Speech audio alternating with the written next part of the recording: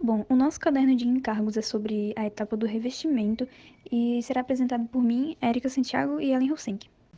Dando uma breve explicação, o caderno de encargos ele estabelece as exigências técnicas para a realização de cada etapa de uma obra.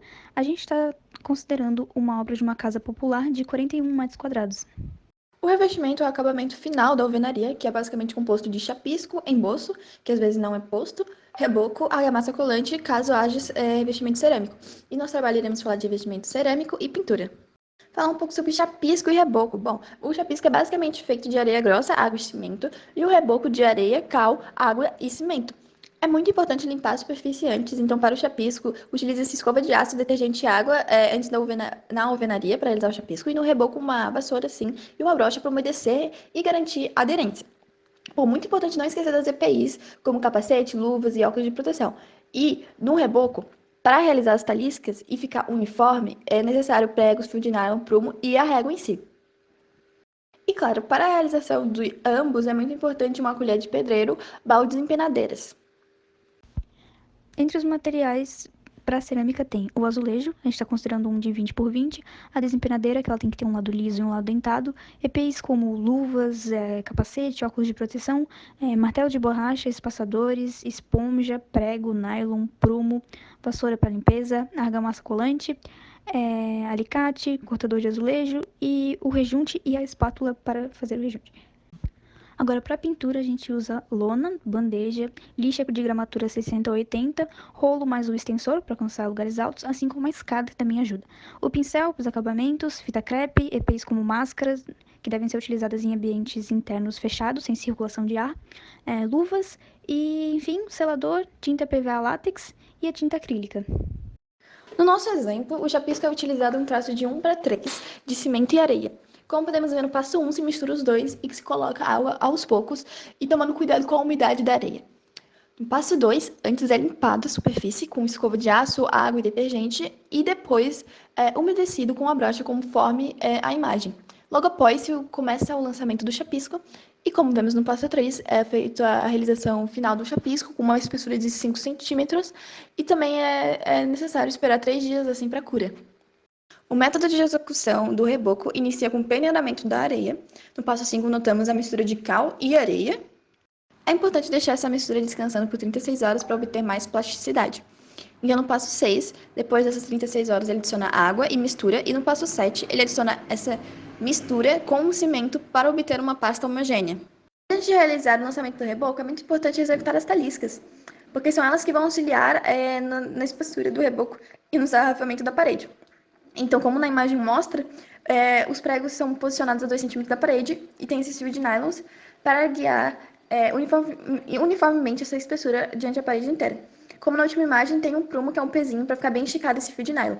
Eles também ficam a 1,5 assim, de 1,5 m de distância e até embaixo e formam um quadrado assim também. Pode ser feito dessa forma.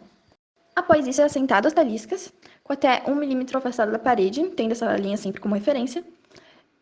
Depois, eles retiram esse fio de nylon e fazem as mestras, que são como conforme a imagem, que eles preenchem todos os espaços entre as taliscas com argamassa.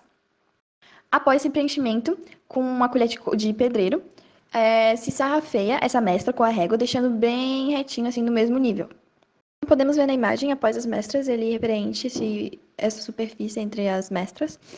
E depois, ele retira as taliscas e aplica mais argamassa nos espaços vazios onde elas estavam. E alisa bem as emendas com a desempenadeira. Então agora se prepara a argamassa do reboco e adiciona água naquela mesma mistura que foi dita anteriormente, até formar uma pasta bem homogênea. E logo após ele umedece a superfície que recebe a argamassa do reboco e aplica com o auxílio de desempenadeira. Agora, depois, com a ajuda de uma brocha, ele aplica mais água na superfície e alisa a argamassa para cobrir todos os buraquinhos. E com uma desempenadeira de espuma, ele inicia o acabamento final, alisando toda a superfície delicadamente. Essa argamassa ela deve secar por uns 25 dias antes de aplicar o acabamento final, seja cerâmica ou pintura. O revestimento cerâmico, para ser aplicado, ele deve esperar o tempo de cura de 25 dias do reboco. Então, primeiramente, deve-se checar se as instalações elétricas e hidráulicas estão funcionando corretamente para evitar futuras infiltrações ou ter que fazer algum tipo de manutenção porque algo não estava funcionando. Esses cortes eles precisam ser feitos de forma muito precisa, porque os azulejos não podem apresentar nenhuma rachadura ou irregularidade, conforme a norma.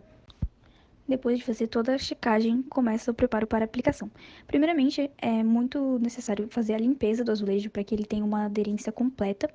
E depois começa-se a fazer as marcações para definir onde os azulejos serão colocados. Nessa hora também pode-se usar níveis e prumo para que fiquem alinhados corretamente.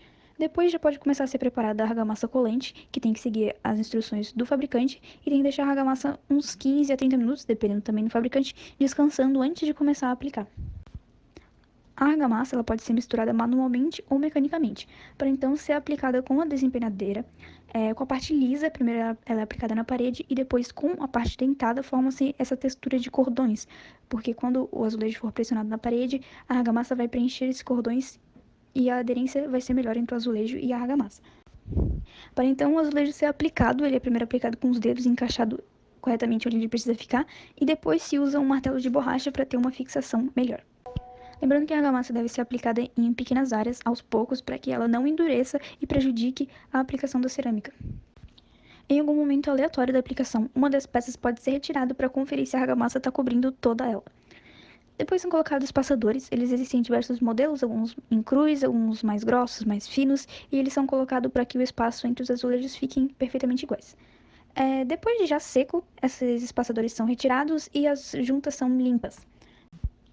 Depois de 3 dias, pode-se começar o rejuntamento. Para isso, se usa o rejunte industrializado com uma espátula de plástico. É bem fácil de aplicar, é só passar por todo o azulejo utilizando a espátula para raspar e tirar os excessos e deixar com que o rejunte entre os espaços. E depois pode ser limpo com uma esponja ou um pano úmido. Aqui temos 3 exemplos da aplicação do azulejo. A primeira é um azulejo colorido com um padrão diferente. O segundo é com um rejunte preto, que dá bastante destaque para o azulejo. E em terceiro é uma pintura feita por cima do azulejo. Agora, o método de execução da pintura começa com uma lixa de gramatura 60 a 80, que é considerada grossa, para que saia todo o excesso de areia no reboco e tenha melhor aderência da tinta. O segundo passo é proteger os locais que não podem ser sujos pela tinta. Então, com uma fita crepe se delimitam os pontos de elétrica, hidráulica, rodapés e etc. para que não seja sujo pela tinta. Também se usa uma lona no chão para que não respingue nada. O terceiro passo é a aplicação do selador, que ele serve para preparar a parede para receber a tinta, e para utilizar ele é importante abrir e misturar para que a mistura fique homogênea. O quarto passo é a aplicação do selador em si, então com um rolo e uma bandeja deve-se tirar o excesso e aplicar na parede de forma uniforme em movimentos de vai e vem.